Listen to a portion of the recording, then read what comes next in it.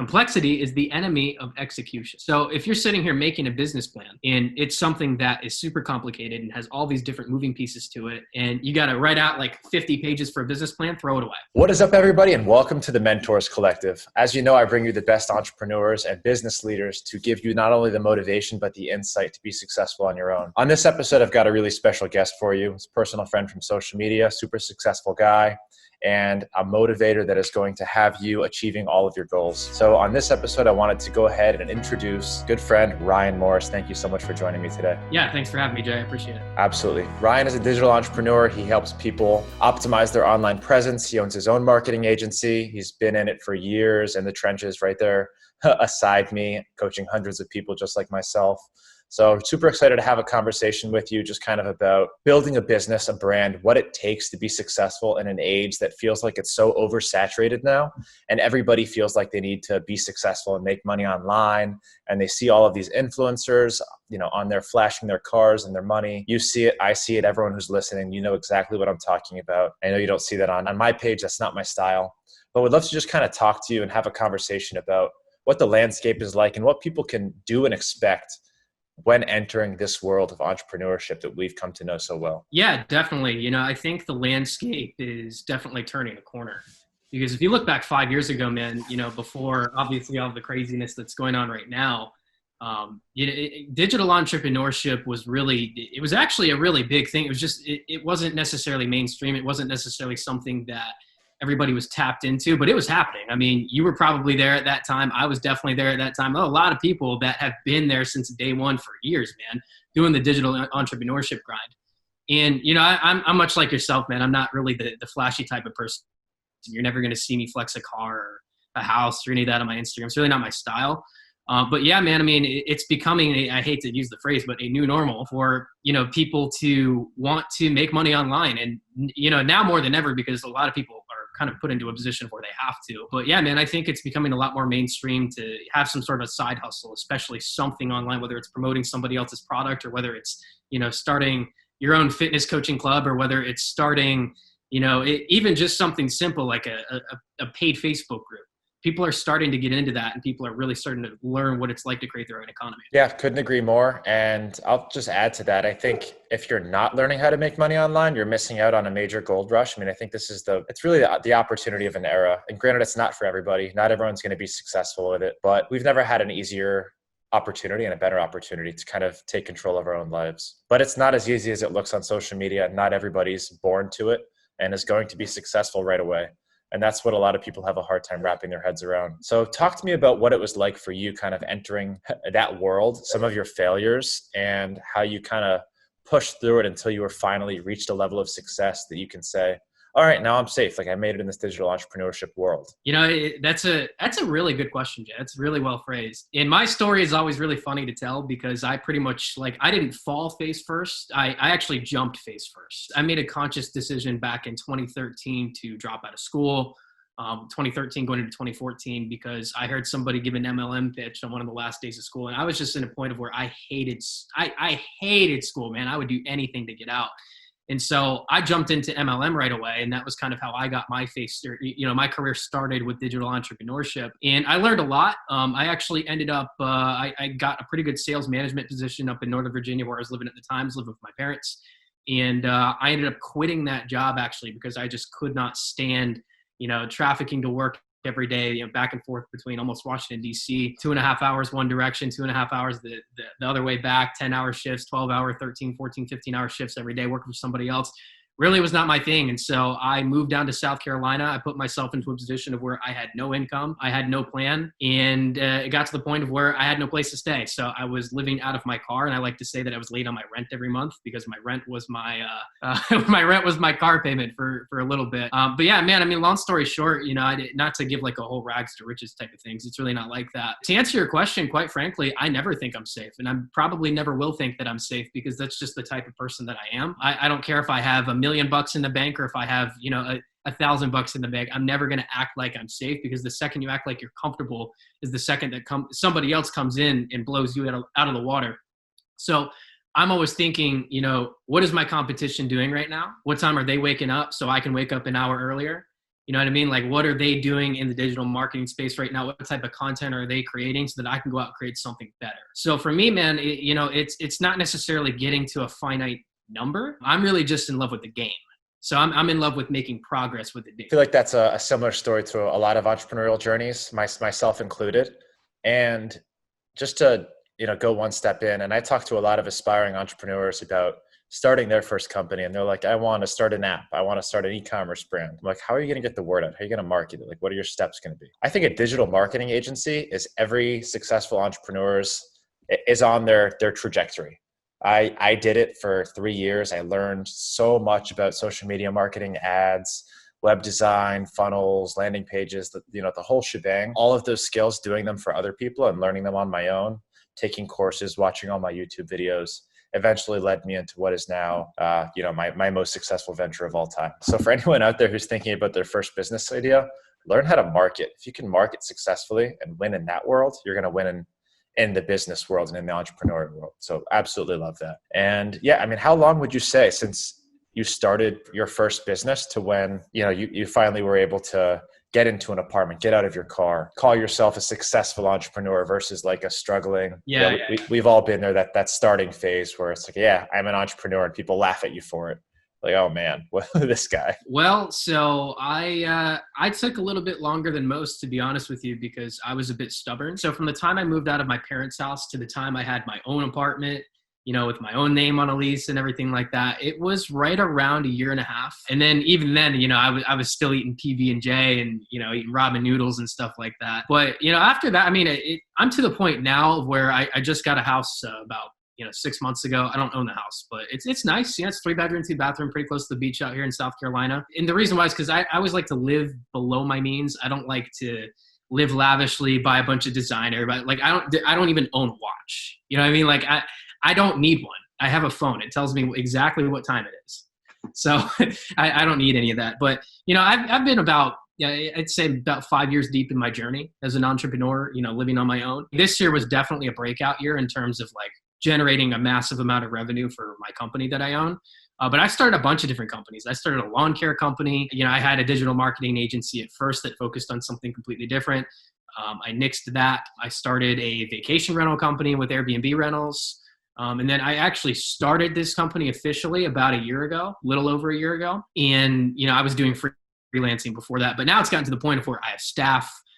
We would have an office open by now if it weren't for COVID. And we've got a very consistent reel of clients, of very good clients too, very high profile clients. And we found our niche within the industry. But yeah, man, you just got to keep on plugging and playing until you find something that works and something that you're willing to stick to until it works. And so for me, it took a few years to actually find that and put a lot of energy and focus into it.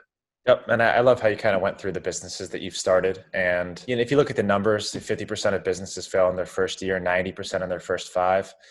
Successful entrepreneurs have, at least the ones I've talked to, have been through 5 to 10 businesses before they really found their shtick, their place in the market, and attained the skills over time to make that one successful.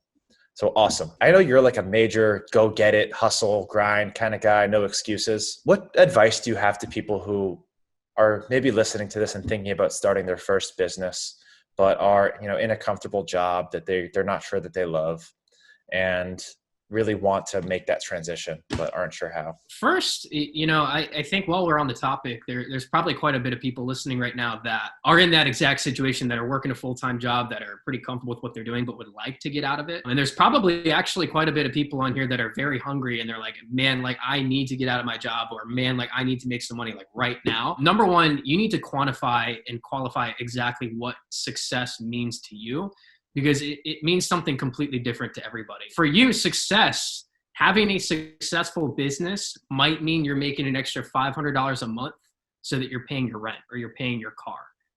For you, success might mean making an extra $5,000 a month so that you can quit your job and now work on that full time and grow it into something that provides a lifestyle for you. For you, success might be becoming a billionaire. So you have to quantify what exactly that is for you, and you have to pick something that's actually going to get you there. I love the fact that you brought up, learning marketing and learning, maybe not necessarily how to create a digital marketing agency, but learning the art and the skill of marketing, because it doesn't matter what you're doing. If you're selling hot dogs on the street, you need to learn how to market and find people to come and buy your products.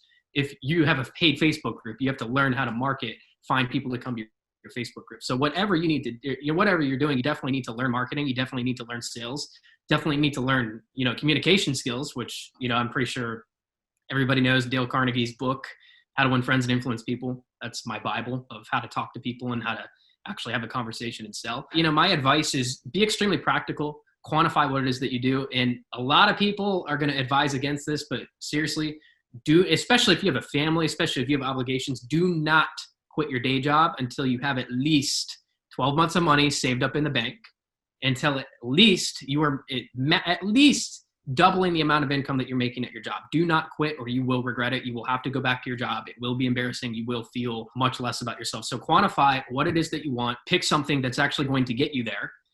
And just stay disciplined, stay focused. That's my advice. Love the advice, and also completely agree with you on the don't quit your day job. No matter how much you hate it, you need to have savings, because once you're starting this thing, you'll probably end up spending money. I mean, my first company, I think I operated at a negative for quite a while I learned how to market, because if you just go into something and throw money at paid ads and pray it's going to work, it's not going to work. So totally agree. And that's where I think starting a service business is usually a good first place to start. Service has low overhead, can do a lot of, free hand-to-hand combat marketing through social media and stuff like that. But totally agree. Suck it up, stick with your day job, save up. And if you are just graduating college or graduating high school, and maybe college isn't for you, or you want to take some time, live at home, cut your costs, and really see if you can make it in this world, that's the time to do it. But yeah, you're right. With the family, with the mortgage, with the car payments, with the private school, not the time, not the place. You can't take a risk. Like, would you really want to risk your wife and kids or your husband and kids or whatever on something that might work? It's like, you've really got to be calculated in the risks that you take, or you're going to lose something that you can't afford to lose. Yes. I don't care how supportive your wife or kids are. If you have responsibilities, there is an expiration date on when those opportunities come and go. Absolutely. Awesome little dialogue there. Would love to kind of get your advice on somebody who can't find the motivation, who's working, and maybe they've been an entrepreneur for a year or two, and things just are not clicking, and they can't find it within themselves to push on, and they're thinking about quitting. And I think, we've probably been there ourselves, where it's a year in, the business that you've been building goes under, and you're like, all right, maybe I should just throw in the towel. At what point is that a good idea? Or, where do you go from there? So the reason, first you have to understand why there is a lack of motivation to begin with. Usually it's goal oriented, and usually it's because you've either chosen the wrong goal and cannot attain it, because it's just not feasible for your personal situation right now, or for the amount of effort you're willing to put in, or it's you don't even have a goal. It's usually one of those two factors, or your goal is just not exactly quantified to something. Like, you got to be very specific with how you actually set goals in life. Like, you can't just say, I want to be rich, and write that down on your 2021, list of things that you want to accomplish. You've got to say, okay, what does rich mean? How much money is rich? Is it $1 million? Is it $50,000? Is it $100,000? Okay, great. Now that I have that number, I'm going to write down my exact plan of how I'm going to get there. So here, I'll give you goal setting 101. Okay, you need to know 3 things. Number 1, you need to know what it is that you want, and you have to be very specific about what it is that you want. Number 2, and this is the part that trips a lot of people up, you have to be very, very honest with yourself about where you're at right now. And number 3, you need to know what your next step is. Those 3 things, you can start to make some momentum. When you don't have motivation, it's because you don't have momentum, right? They say that motion comes from emotion, or emotion comes from motion. If you're not moving towards your goal, you probably lack emotion meaning motivation. So I think if you quantify your goals, if you're very clear on those 3 things within quantifying your goal, and you actually really are intentional about making an action step every day to taking the next step of what it takes to get to that goal, and it's a goal that you're honestly excited about, then I don't think you're ever going to have a problem with motivation. Agree with that completely. And just to add to it, I think following successful people, I know you just quoted a few that I follow myself, and a lot of entrepreneurs have this in common, but really surrounding yourself with motivation, whether that be the people that you're following on social media, the podcast that you're consuming, the books that you're reading. Obviously, this is a really great podcast that everyone should be listening to every day. But you just quoted Tony Robbins, and there's a lot of these people that I think have been major driving forces in my own motivation and my own daily grind, and I've incorporated into my life.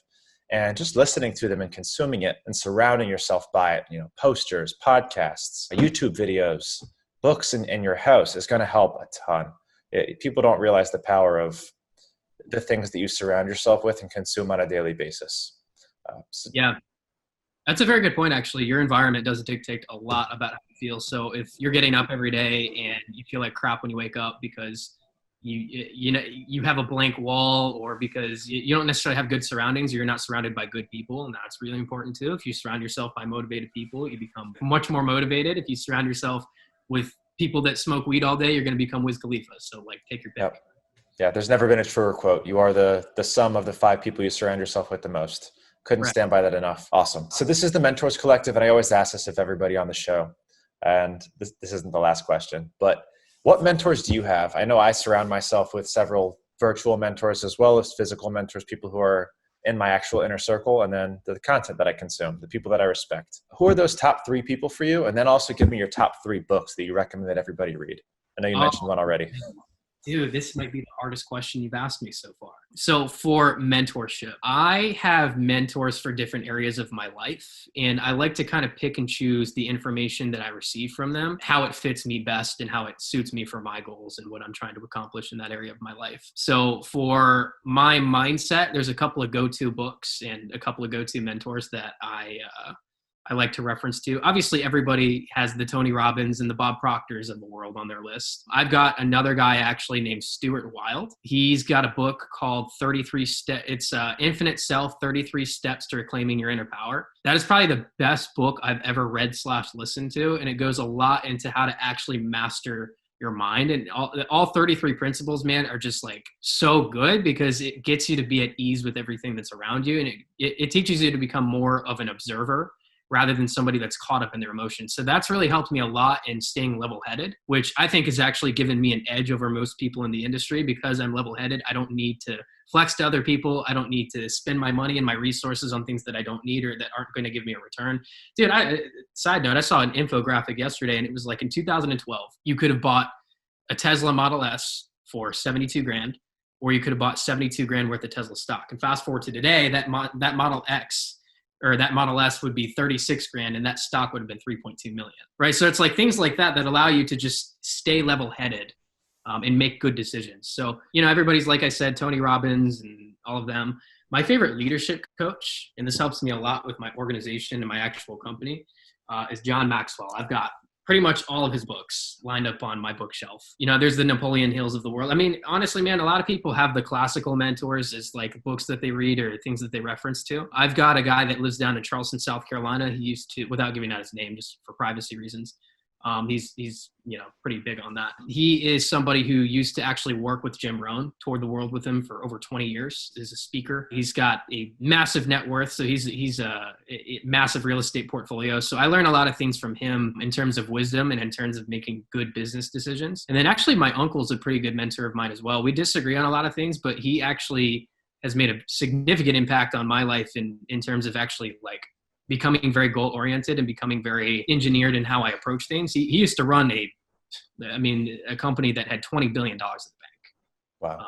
So he knows a thing or two about how to get things done. He was a big tech executive. He actually he was competitors with Carlos Slim back when Carlos Slim was the wealthiest man in the world. So he has helped me with a lot. I mean, those are my main two, I guess, mentors that I talk to, not necessarily on a daily basis, but on a regular basis. So yeah, and then I have my personal trainer for fitness. Love it. I have one too. And super important, just kind of off topic, but if you're going to be an entrepreneur and you expect to compete with other entrepreneurs, you better have your body in check. You better have your health in check, because a week off sick or being slow or low energy, you're just going to get killed. You really do have to be at peak physical state in order to compete. And same thing with smoking weed and drinking 3 or 4 nights a week. In order to compete in this world, your body is your temple. And I preach health and success come one in hand. Yeah, that's big, man, because like another element of fitness, aside from the health aspect, is the discipline aspect. Yeah. If you're actually able to get up at 5 in the morning, 4 in the morning, even if it's 7 in the morning, and just stay consistent every day and show up and work out and actually consciously be there while you work out. I learned a principle. Sadhguru is another one of my mentors that I listen to on YouTube. He taught me a principle. There's no such thing as a good habit or a bad habit. All habits are bad. And the reason why is because if you're doing something unconsciously, then you're not actually present while you're doing it.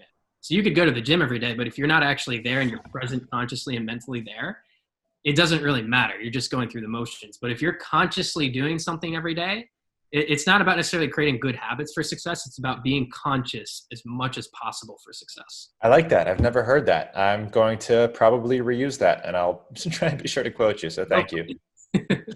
All right. Final question. We'd love to just kind of hear your last thoughts and golden nuggets that maybe you've picked up over the years and you really want to translate to people who really want to make it, really want to make a difference and change their life. What do you got for us? Yeah, two things. Number one, don't compare yourself to other people. And it's very easy to, especially when you're in the process of setting goals. The last thing that you want to do when you're looking at your whiteboard, keep it in front of you. You don't want to look to your left and look to your right and look what everybody else is writing, because, you know, you might be thinking of this as, oh, I don't want to write a goal that's too big, but what if you don't want to write a goal that's too small? You might have somebody next to you that you look up to, but you could actually reach past because you have a bigger potential with what you're doing. Stay focused on setting your own goals that are actually going to fulfill you as a human, that are actually going to make you happy, and that you actually are capable of hitting with your skill set and with your trajectory of how you're going to hit them. That's number one. And then number two, just keep things simple and be pragmatic. The simpler, the better. If you think about the most successful companies in the world, I know this is a business podcast. Look at Amazon. Look how simple of a business Amazon is. You buy stuff online and they ship it to you. Wow. Right? You look at Airbnb. Somebody else owns a home. They put it online. You go rent out their home. Airbnb takes a cut. Wow. Simple. Right? It's not necessarily about complexity in business. Complexity is the enemy of execution. So if you're sitting here making a business plan and it's something that is super complicated and has all these different moving pieces to it, and you got to write out like 50 pages for a business plan, throw it away. One page. That's all you need. So keep it simple, stay focused, and be pragmatic in everything that you're doing. Love it. If people don't understand your offer, throw your offer away. Ryan Morris, ladies and gentlemen, thank you so much for coming with me on this podcast. If people want to connect with you and follow, what you're doing, and obviously I follow you on social media. You've got a great social media presence where you give a lot of good stuff away for free. Where can they connect with you? The easiest way to connect with me would be to head over to my Instagram at @RealRyanMorris. Give me a follow, shoot me a message, and we'll connect. Sounds good. And I'll link all of your stuff in the show notes here. Thank you again so much for joining me. And if you're watching this episode, listening to this episode of the Mentors Collective, please drop a review, subscribe, take a screenshot, share it with your friends, tag both of us, and I'll be sure to drop it on my page too. Thank you, Ryan. You too? You agree to share it on your story? People tag you? Absolutely. All right, baby. Let's go. It was great having you on the show. Talk to you soon, guys. Bye.